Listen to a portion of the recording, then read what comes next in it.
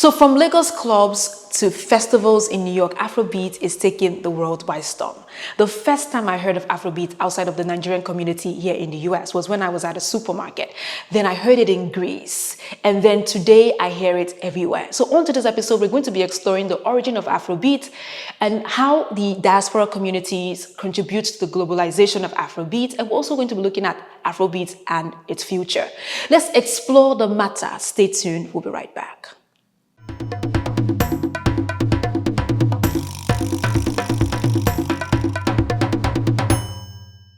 Hello everybody and welcome back. My name is Moitinia and I'm your host. I'm also a visual storyteller who happens to be visually impaired. If this is your first time stopping by our channel, thank you so much for coming, and if you've always been there, thank you as well. If you have not yet subscribed, please click on the notification bell when you do, ding ding ding, to be the first to receive any new content. And let's go back into the story. Now, Afrobeat is one of those topics that I've always been fascinated about. So I hope you and I are in for a treat. I'm not hoping.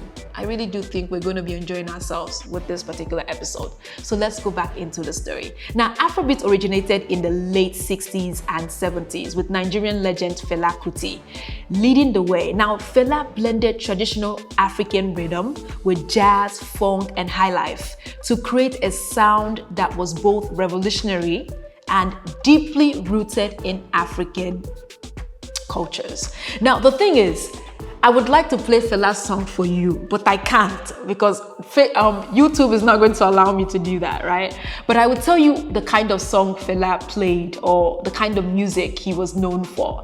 Fela was an activist, so Fela's song really called out Nigerian government, but he was very instrumental. He was deep in his instrument. I mean, this guy would play for 20 minutes, right? But very, very rich song. So another time we'll do this when we have the rights to do it. We don't have it right now. But I also remember growing up, we weren't allowed to listen to Fela's song because, again, it was really rough. But the interesting thing about this is how it came into a full circle is that Nigerian youth are protesting today against the things Fela was singing about. So Fela was indeed an icon, right? And another thing that fascinated me about this man was, the job that I have today. There was a time two white men came up to me and they began to talk to me about Fela. They talked to me about his instrumental music. And I remember looking at them like, I don't know much about this guy, but just to let you know that Fela was really dope at the time that he reigned, and he still very much is dope today because there were Broadway shows about him. I mean, this guy was pretty interesting. So as the years passed, Afrobeat evolved, right? In the 2000s, it took a much more modern sound. So today we hear like electronic beats, R&B, hip hop, reggae, and pop as well. So we also are familiar now with artists like Wizkid, Rema, Davido, Tems, Tiwa Savage, Burna Boy. Now, all of these individuals that I just mentioned and the ones that I'm yet to mention all propelled Afrobeat into the mainstream global consciousness, right? And some of these artists, as you may have known, has also won Grammys as well. So Afrobeat is rising and has been rising and will continue to rise. That's my own opinion. How did the diaspora communities contribute to the globalization of Afrobeat, right? So as African communities spread around the world, so did Afrobeat. In cities like London, Toronto, and New York, African immigrants and their descendants have a key role in making Afrobeat very, very popular beyond Africa. Now, this one, I remember being a part of that contribution simply because in the 2000s, that was the year I came to the US, right? In New York, where I lived at the time, there were parties every week. I mean, parties non-stop. Somebody's baby shower, somebody lost their parents. And one of the ways I enjoyed myself was bringing my high school friends to join me at those parties. So I think in a sense, I didn't even know that exposing these people to music like Afrobeat created a sense of like a shared culture.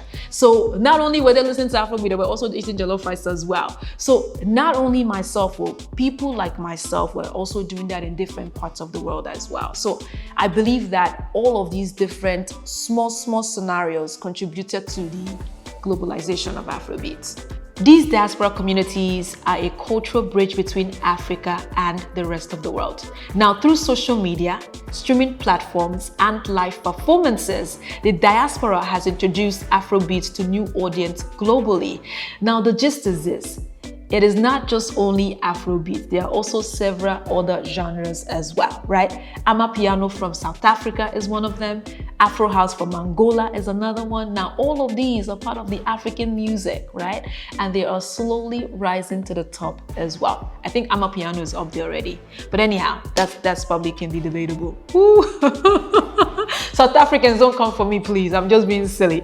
Now, Afrobeat has become successful over the years, and one of the reasons it has become so successful is through collaborations, right? Drake, for example, did a collaboration with Wizkid. Brandy did a collaboration with Tiwa Savage.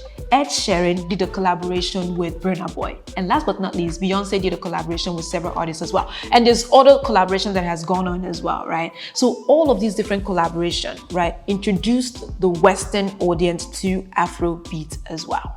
So Afrobeat is not just music, right? I think it's a cultural movement. I mean, there's been several stereotypes surrounding what Africa is and what Africa isn't.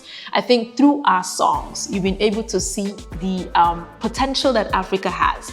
Afrobeat has been used in Hollywood movies. Afrobeat has been played on fashion shows in Paris and around the world. So all of these different scenarios opened up the conversation of Africa's potential, Africa's creativity, Africa's beauty, African culture. I mean, the world is finally getting to know what Africa is about. So what's next for Afrobeat? Will it continue to dominate the global stage? Here's what I believe. Afrobeat at the moment, right, is rising and has been rising, and eventually it's going to plateau. Right? This will pave ways for other genre to take on global stage. For example, Amapiano is already rising right now.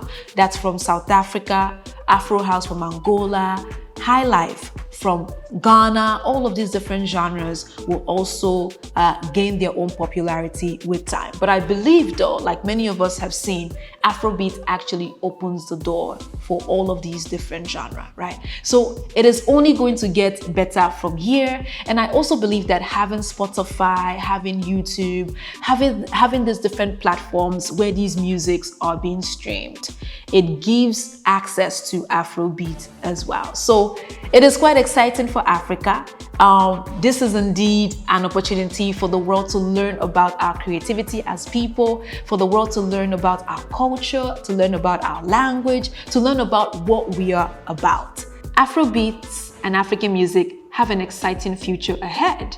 The thing is, whenever I am in an Uber or at a supermarket and Afrobeat music or song comes on, right, I get so freaking excited because it just makes me feel so proud. I feel so happy. It is as if the world is finally seeing Africa's potential, Africa's ability, Africa's creativity, and it only gets better from here. Now, I listen to Afrobeat all day, every day, right? I'm curious to know what you listen to. Do you listen to Afrobeat as well? If you do, what's your favorite Afrobeat song? Drop that on the comments below and also share with me your favorite artists as well. I do want to thank you all for watching this video today, and also please do not forget to subscribe.